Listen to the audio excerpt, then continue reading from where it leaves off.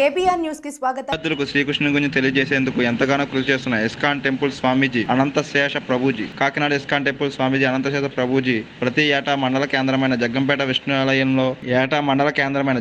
విష్ణుఆలయంలో భగవద్గీత, శ్రీకృష్ణుని గుణగణాల గురించి ప్రవచనాలు చెబుతూ ఉంటారు. ఈ ఏడాది జగ్గంపేట నెహ్రూ కాలనీలో వేంచేసి ఉన్న శ్రీ లక్ష్మీ గణపతి దేవస్థానం నందు జగ్గంపేటకు చెందిన పురాణ పండ సత్యనారాయణ మూర్తి వారి హరికుసుమాంబ చారిటబుల్ ట్రస్ట్ వ్యవస్థాపకులు శేషసాయి శర్మ ఆధ్వర్యంలో ఈ కార్యక్రమం నిర్వహించారు. ఈ సందర్భంగా స్వామీజీ మాట్లాడుతూ పాఠశాల విద్యార్థులకు శ్రీకృష్ణుడి గురించి తెలియజేసేందుకు తాము ఎంతగానో కృషి చేస్తున్నామన్నారు. అదే విధంగా గణపతి నవరాత్రులు ముగించుకొని ఈ కార్యక్రమం నిర్వహించినట్లు తెలిపారు. అనంతరం ట్రస్ట్ వ్యవస్థాపకులు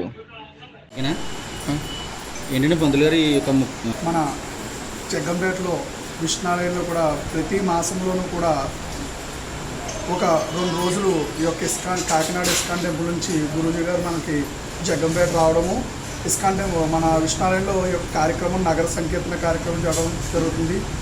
ఆ యొక్క విష్ణాలయం యొక్క అర్చకులు వాసు గారు ఆ స్వామివారికి తెలియజేసింది ఏంటంటే, విష్ణాలయంలో ఒక చోటే కాదండి, ఈ యొక్క కార్యక్రమాన్ని మన జగ్గంపేట మొత్తం అంతా కూడా తెలియాలి అని చెప్పి స్వామివారు ఈ గురువుగారు ఎప్పుడైతే మన జగ్గంపేట వచ్చేస్తున్నారో ప్రతి ఒక్క ఆలయానికి కూడా సందర్శించి ఆ యొక్క ఆలయంలో, ఆ యొక్క గ్రామంలో కూడా ఆ యొక్క వీధి కూడా ఒక హరే కృష్ణ అనే కార్యక్రమాన్ని, ఆ యొక్క నగర సంకీర్తన కార్యక్రమాన్ని చేసి, అదేవిధంగా ఈరోజు మన గణపతి నవరాత్రులు పురస్కరించుకుని యొక్క కార్యక్రమం పూర్తయిన సందర్భంగా గణపతి నవరాత్రులు పూర్తయిన సందర్భంగా స్వామివారి యొక్క మన నెహ్రూ కాలనీ లక్ష్మీనారాయణ దేవస్థానం వద్దకు ఇచ్చేసి ఒక నగర సంకీర్తన కార్యక్రమం చేయడం జరిగింది.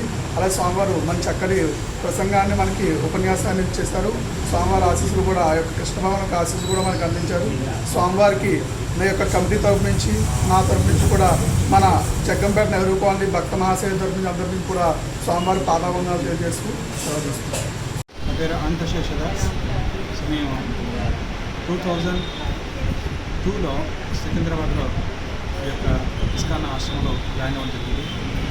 ప్రధాన ఉద్దేశం ఏంటంటే, ఎంతోమందికి తల్లిదండ్రులకి ఏమవుతుందంటే, పిల్లల్ని డాక్టర్ చేయాలనో, ఇంజనీర్ చేయాలనో, లేదా డ్రాయింగ్ చేయాలని ఇలా చేస్తారు తప్ప ఏ ఒక్కరు కూడా ఆలోచించింది ఏమంటే, మన దేశానికి కొంతమంది సాధువులు కూడా అవసరం, ప్రతి ఒక్కరికి మనశ్శాంతి, తర్వాత మన సనాతన ధర్మాన్ని ప్రచారం చేయాల్సినటువంటి వ్యక్తులు అవసరం అని చెప్పి ఎవరు కూడా ఆలోచించారు.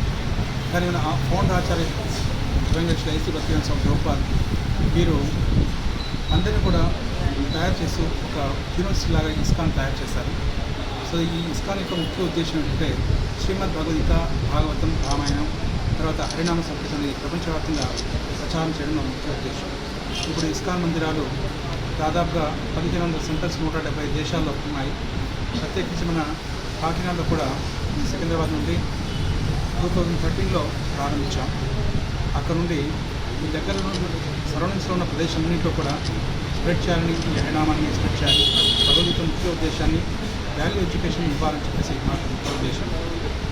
ప్రత్యేకించి యువతకి, స్టూడెంట్స్ కాలేజ్లో, స్కూల్స్లో వాళ్ళకి వాల్యూస్ అనేది, ఈ మొరాలిటీ అనేది కూడా బాగా డిగ్రేడ్ అవుతున్నాయి.